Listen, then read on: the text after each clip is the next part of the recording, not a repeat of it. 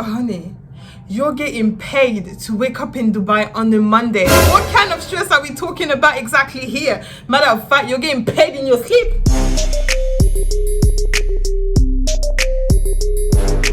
What's up everyone, it's your girl Liz. If it's your first time on my channel, welcome. If you are a returning subscriber, I love you so much because we are nearly 200 on this channel. Where are you all coming from? Thank you so much for subscribing. Today's video is a Q&A. I'm going to reply to all the questions that you guys been asking me on my Instagram post, so grab your snacks or whatever because I'm about to tell you everything you need to know about the job and how you could live your best life too.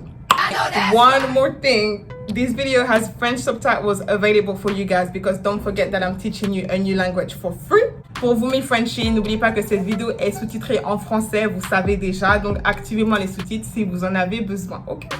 Do you like the rest of the job? Do you like it? Do you like it? Alright, let's go. How did you become cabin crew? I just applied online on the website, but the funniest thing is I wasn't expecting anything from it. But then it was hours later, I promise you, not even a day later, hours later, I got an email saying, congratulations, you've passed the first stage. So I was like, already! Then I passed my interview, boom, I passed the training, boom, and then voila, here I am 2 years later, still living my best life. But to give you a timeline, I applied November 2018, then I got my training March 2019. It was a 6-week training, and then I got my wings April 2019. Okay. What did you study to have the job? I get this question all the time. I never planned to become cabin crew, and I will keep saying it. It wasn't planned. It just happened. I never studied anything related to that. Your girl has a degree though. I have a business degree that I'm using for other things. But then my point is I never went to a private school to help me become cabin crew. My airline covered everything for me that I needed to have my license to fly. They covered the knowledge, the cost, the training, everything that I needed to perform the job well. It was them. So if you want to become cabin crew, make sure you double check what are the requirements because every single airline is different, okay? Give me any advice. Being a flight attendant is my dream job. Oh, you want an advice? Okay. You're gonna be in the air for 10, 11, 12 hours with hundreds of people around you. You better be social. That's number one. You better be a social person. Number two, you need customer services skills and experience. That's the minimum that you can bring to the table. I promise you, it's a must. You need those skills. Number three, you need to be confident in yourself that you got this. Do I have to say it again? You need to be confident in yourself that you got this. Need confidence because the training will make you cry, and I'm telling you that for free. The training is intense. You will cry. For real. Listen, the interview is nothing, but the training is what you should really focus on. Number four, if you speak another language, that's good. More points for you because I speak French, I am French, and I know that has definitely helped me to get the job for sure. For sure. How do you deal with jet lag? Do you know what? I never had a problem with jet lag. My body just adapts itself wherever I am. But I think the more you fly, the more your body's just gonna get used to it. So whether I'm in LA and I'm 8 hours behind, or I'm in Australia and I'm like 9 hours ahead, your girl will sleep. I ain't losing sleep. Your girl will sleep no matter what. Next question. Is the job stressful? Honey, you're getting paid to wake up in Dubai on a Monday. What kind of stress are we talking about exactly here? Matter of fact, you're getting paid in your sleep. The only thing that I could think about right now is probably to make it on time to your report because that could be stressful, especially if you live far from the airport. It could be stressful, or if you're commuting from abroad. You don't have to be living in the UK. You can be living in Spain, in France, Italy, whatever, and come to work in London. Yes, you can. So many could do that. But if you're doing this, make sure you're on time because honey, if you're late to your report, no flight for you. No flight for you. This is it. Is it good money?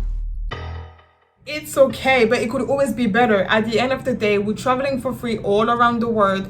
We get loads of staff discounts and benefits. You could get discounts on your phone contract. You could get discount at the Apple store and everything. We barely pay anything for staff travel. We only pay taxes. And one thing to know as well, your pay will never be the same amount, only because you're building your pay depending on the destinations you get. Was it short haul? Was it long haul? How many nights did you spend there? Was it 1 night, 2 nights, 3 nights, 5 nights, 6 nights, 8 nights? You know, so there's many things that would affect your pay. Also, every time you get a night stop somewhere, you will get food allowances on top of your pay per night. What do you like most about your job? The job itself, it's crazy for me to say that I travel for a living. It's everything to me. You get to go to so many places. I can choose the destinations I go to. Like Monday I'm in Dubai, Tuesday Miami, Wednesday you're in Thailand, Thursday you're in South Africa, Friday you're in Australia. Like, it's crazy. It's crazy, and I really don't take it for granted. No day is the same. You never work with the same people. You meet the crew on the day of your flight. You create so many memories. And one thing that I want to say, one thing that I love about my airline is I work with the best crew. There's no backstabbing between us. It's more a you need something, don't worry, I got you, babe, I got you. That's more the mentality between us, and I love it. So shout out to my BA family, because I love you guys so much. Social networking, your social network is just gonna grow. Oh my god, because you never know who you're gonna be working with, flying with, who you're gonna be meeting. You never know who's gonna be on your flight. It could be from passengers, from fellow crew, it could be from people you're gonna meet down route, from anybody. Trust me, you are going to meet so many new people, and that's what I say, you have to be social. You're going to live your best life. I promise you, you should apply. Next question. What do you like least? I would say sometimes we get what we call available days. So it basically means you're gonna have to wait last minute until you know your duty for the next day. So for example, if today is Wednesday and tomorrow is Thursday and tomorrow you have available, it means you're gonna have to wait until 6 p.m. Wednesday to know your duty for the next day. And that duty could turn into anything. It could turn into home standby, it could turn into airport standby, it could turn into a day off, it could turn into a flight, any flight, it could turn into anything. It's just the fact that you can't really organize yourself, you can't organize your life, because you're gonna have to wait last minute to know if you are even going to be used the next day. That's just the thing. But normally I would say it happens sometimes, but right now with the pandemic it happens a lot. Do you pay for your own hotel rooms? Absolutely not. Okay, let me tell you how it works. When you land, there's going to be a driver waiting for you. That driver, he's going to pick you up from the airport and he's going to drop you to the hotel. Once you get to the hotel, you do your own check-in. There will be a list with all the crew members from your flight. Find your name, tick your name, collect your key, and relax. That's it.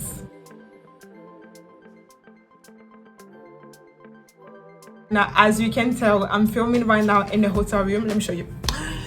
So I'm currently in the States on a layover, and by the way, instead of me enjoying the swimming pool, I'm filming this video for you guys, so you better subscribe to my channel. Period. Then when it's time to check out, drop your key and you're free to go. That's it. Unless if you have room service bill, yeah, that's on you, honey. Next question. How do you manage your personal life, and how do you find balance in seeing family and friends whilst flying?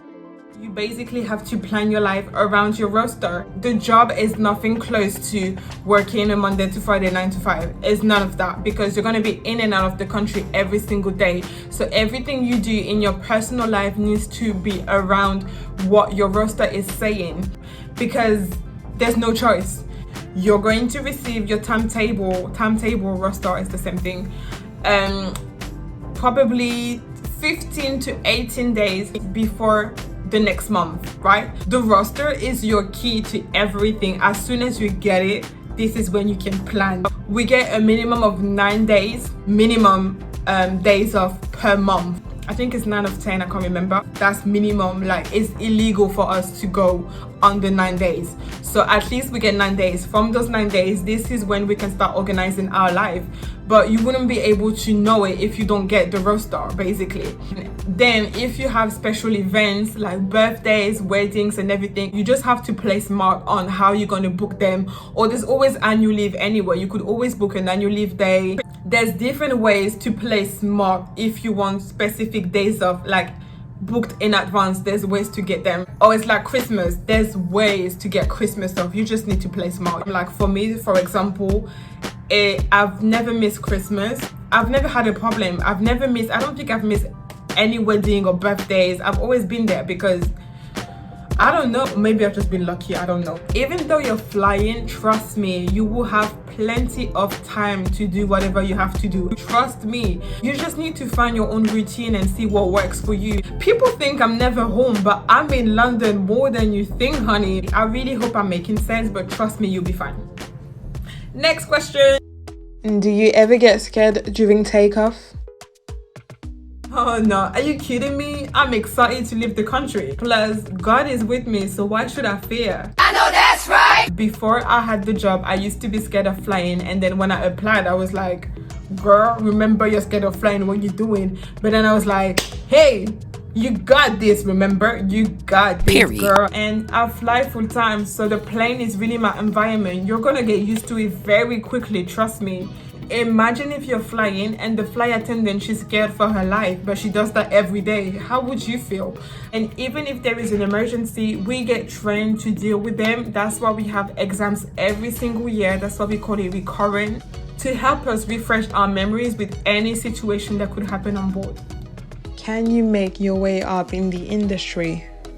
Oh yeah, absolutely. You don't have to be just cabin crew all your life. Starting from cabin crew, you could become world class, then you could become in-flight manager. You don't have to just stay cabin crew. And the good thing is, if you're ever tired of flying, you don't have to resign. You don't have to leave the company. The industry is so big. There are so many different departments in the industry. You could just work anywhere else. You could just work on the ground. You could work at check-in. You could work at the gate. You could work for customer services. You could become a trainer.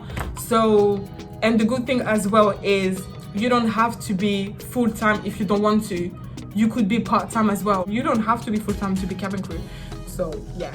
When flying, do you work in the same cabin there and back or different classes like economy there and business back? Oh, you stay in the same cabin for the whole journey, honey. So whatever cabin you are working in, leaving London, is going to be the same cabin you're going to be working again, coming back to London. You don't move, you stay where you are. But the good thing is you can choose in which cabin you would like to work. Nobody's forcing you to work in economy or in business or in first class. If you don't want to, you choose where you want to work, as long as you're trained to work in that cabin, if that makes sense.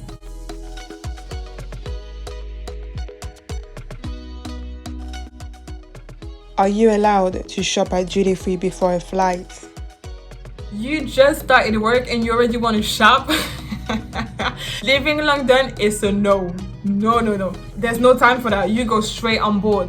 But coming back to London, so meaning when you are abroad, it happens, but it's not guaranteed. It depends if there's time. You cannot just go like that. You need authorization as well from the in-flight manager. So it depends. It happens, but it's not guaranteed. This is it for today, guys. If you've learned anything from this video, let me know in the comment section. Don't forget to give me a thumbs up and to subscribe. It helps me a lot. I promise you, it helps me a lot. Also, please let me know in the comment section what type of video would you like me to make next. It doesn't have to be about travel, so let me know about that, and I will see you in my next video. Bye, guys.